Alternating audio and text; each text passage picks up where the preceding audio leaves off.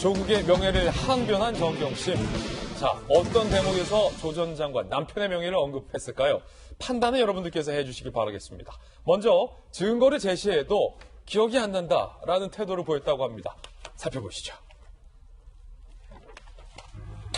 증거 제시해도 기억 안 나. 정경심은 증언을 거부했다. 정경심 씨는 어제 조국 오촌 조카 조모 씨 재판에 증인으로 출석을 한 겁니다. 검찰이 사모펀드 투자 관련해서 조모 씨와 주고받은 문자 메시지를 제시한 겁니다. 그러니까 시조카예요, 시조카. 다시 한번 기억을 언급하면 자기 오촌 조카가 아니라 남편의 오촌 조카입니다.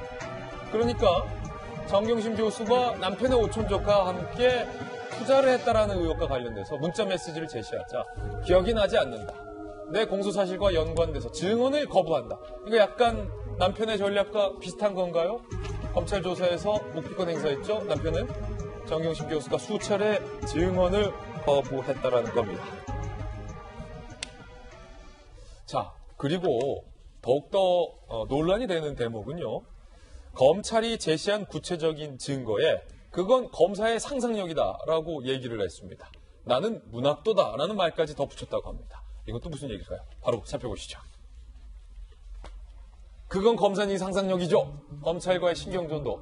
정경심 교수는 대부분의 검찰 질문에 진술 거부권을 행사했으나 일부 질문엔 적극적으로 반박했다. 예컨대 검찰은 동생 정 씨가 보유한 코링크 P의 주식의 실소유주가 당신이 아니더냐라고 날카롭게 묻자 정경심 교수가 그건 검사의 상상력이고 코링크로 돈이 들어간 시기는 남편이 서울대 법대 교수였다. 차명 투자할 이유가 없다라고 항변을 했습니다.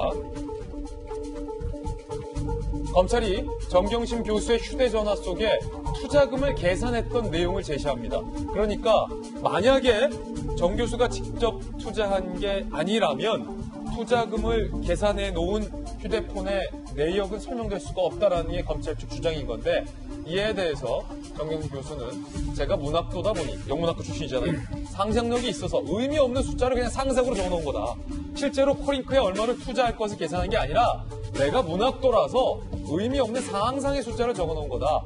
아니 대한민국에서 상상의 나라를 펼칠 수 있는 거 아니냐? 라고 오히려 물었다고 합니다.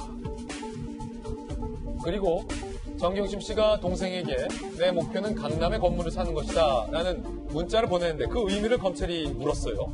그러자 정경심 교수는 극히 사적인 대화인데 검찰이 언론 플레이를 해서 상처를 받았다라고 대답을 했습니다. 자, 김병민 박사님. 네. 야, 이거 오랜만에 다시 돌아왔는데 네. 첫 질문이 또 정경심 교수와 관련된 질문인데요. 일단은 구체적인 코링크에 투자하는 이른바 투자 내역이 정경심 교수의 휴대폰에 있었던 것을 검찰이 확보한 것 같아요.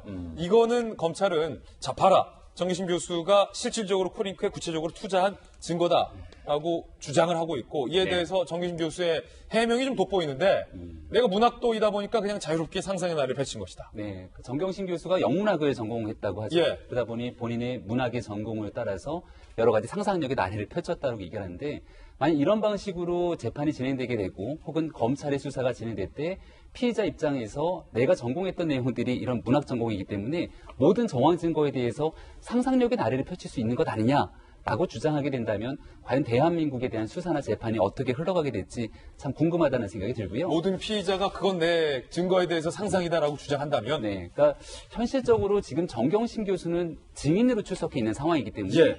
본인의 재판에서 불리하게 적용될 수 있는 여지에 대해서는 굳이 입을 열지 않게 되는 그렇군요. 상황이었던 것 같고 두 번째로는 이런 방식으로 뭔가 불리한 질문들이 들어오게 되면 다른 방식으로 문제를 약간 화제를 전환시키는 기법을 쓴 게 아닌가라는 생각이 듭니다. 일단 정경심 교수가 어제 했던 얘기 중에 이런 얘기도 있거든요. 검찰이 내밀한 문자를 공개해 살고 싶지 않았다는 얘기를 하게 됩니다. 예. 그러니까 지금 언론 플레이라는 얘기 그리고 검찰의 이런 얘기를 끄집어내기 시작하면서 본인에게 무리한 검찰의 수사 때문에 지금 재판이 이렇게 진행되고 있다라고 하는 본인이 항변을 하고 싶었던 게 아닌가 싶은데 최종적으로 검찰이 제시하고 있는 결정적인 증거들에 대해서 합리적인 본인의 해명을 하는 데는 한계가 있지 않은가라는 생각이 듭니다. 오늘 검찰 출신 변호사님 그래서 모셨어요. 김만선 변호사님 많은 검사 시절에 기소해 보셨고 재판도 해 보셨잖아요. 지금 변호사이기도 하시고 피의자나 증인이 검찰이 제시한 증거에 대해서 그건 나의 상상이다라고 혹시 항변했던 사례가 있었습니까? 본인이 직접 맡았던 수사 중에? 아니, 그런 적은 이제 없었죠. 이 처음 보는 거예요. 그럼요. 그렇게 얘기하는 것은 어떻게 보면 이제 검찰을 모욕하는 거거든요. 그래요? 그렇죠. 왜냐하면 검찰이랄지 이제 사법, 법조라는 것은 사실 증거에 의해서 모든 걸 판단하고 또 뭐 소를 제기한다랄지 아니면 고소를 한다랄지 아니면 검찰에 수사를 한다랄지 법원에서 재판할 때는 당연히 이제 증거 위주로 하거든요. 근데 이제 검찰의 상상의 나래를 폈다 이거 자체는 검찰은 정말 이거 증거도 되지 않는 걸 가지고 내가 상상의 나래를 펼 수 있는 건데 이걸 가지고 증거를 삼는 것에 문제를 좀 제기한 것 같고 일단은 그랬던 것 같아요. 이제 언론에 나온 내용을 보면 문자 메시지 같은 경우는 사실은 이것은 굉장히 팩트 아닙니까? 그런데 이제 팩트에 대해서도 아마 검찰에 물어보니까 기억이 나지 않는다. 예. 그것은 그걸 내가 한 적이 있다. 이렇게 얘기하는 것 자체는 이제 불리하게 미칠 거라 불리한 영향을 미칠 거라 생각했을 거예요. 그렇지만 이제 문자 자체는 사실은 보낸 건 맞기 때문에 증거를 쓰이는 문제가 없는데 이제 아마 어제 정경심 교수가 일반적으로 기억이 나지 않는다랄지 진술을 거부했는데 딱 두 가지. 어떤 거요? 아까 김진 앵커 얘기한 것처럼 첫째는 강남에 내 목표는 강남에 건물을 사는 것이라고 자기 동생한테 보낸 문자 메시지 이거 자체도 굉장히 좀 민감하게 반응했던 것 같아요. 그건 누구나 할 수 있는 것이고 사적인 대화임에도 불구하고 마치 이걸 내가 투자를 해서 떼돈을 벌 것처럼 언론 플레이를 해서 나를 정말 괴롭게 만들고 우리 가족을 정말로 힘들게 만들었다. 그래서 거기에 좀 예민하게 반응을 하면서 그 부분에 대해서 상당히 거부 반응을 일으키면서 예. 증언을 했던 것 같고 그다음에 또 하나는 아까 말씀하신 것처럼 중요한 것 중에 하나가 조범동 씨한테 뭐 돈을 줬는데 이게 대여금이냐 투자금이냐 대여금은 죄가 되지 않아요. 그래요? 왜냐하면 단순한 대출이기 때문에 그렇지만 투자금이면 이건 사실은 공직자윤리법이랄지 여러 가지 법적으로 문제가 된단 말이에요. 그래서 가장 예민한 부분을 휴대폰에 있는 내용에 보면 거기에 이제 투자금에 대한 상세하게 계산을 했단 말이에요. 검찰은 아니 대여를 했다고 하면 왜 투자한 돈에 대해서 일일이 여기다가 얼마 수익이 나고 그런 걸 계산을 하느냐. 근데 이 부분에 대해서는 사실은 제가 볼 때는 할 말이 없었을 것이라고 생각하는데 정경심 교수는 나는 문학도다. 영문학을 전공했거든요. 그래서 내가 상상의 나를 펼면서 휴대전화에다가 얼마 벌고 이런 거 내가 기재할 수 있는 거 아니냐. 예. 근데 이걸 가지고 뭔가 내가 투자를 한 걸로 증거를 삼는 것은 문제가 있다. 이렇게 이제 지적을 한 거죠. 이거는 검사를 사실은 굉장히 기분 나쁘게 하는 거다라는 어떤 검사 출신으로서의 의견도 주셨는데 지금 저희가 검찰 쪽 주장과 정경심 씨 측의 주장을 나란히 공평하게 여러분들에게 보도를 해드리고 있는 겁니다. 판단은 여러분들께서 해주시면 될 것 같고 그러면 판사 출신의 의견도 한번 들어보죠. 고승덕 네. 전 판사, 전 의원, 네. 현 변호사님. 세 개 다 하셨네요. 네. 지금 상상의 날에라는 이 정경심 씨의 이 발언, 과연 재판을 하고 있는 판사 입장에서는 어떨까요?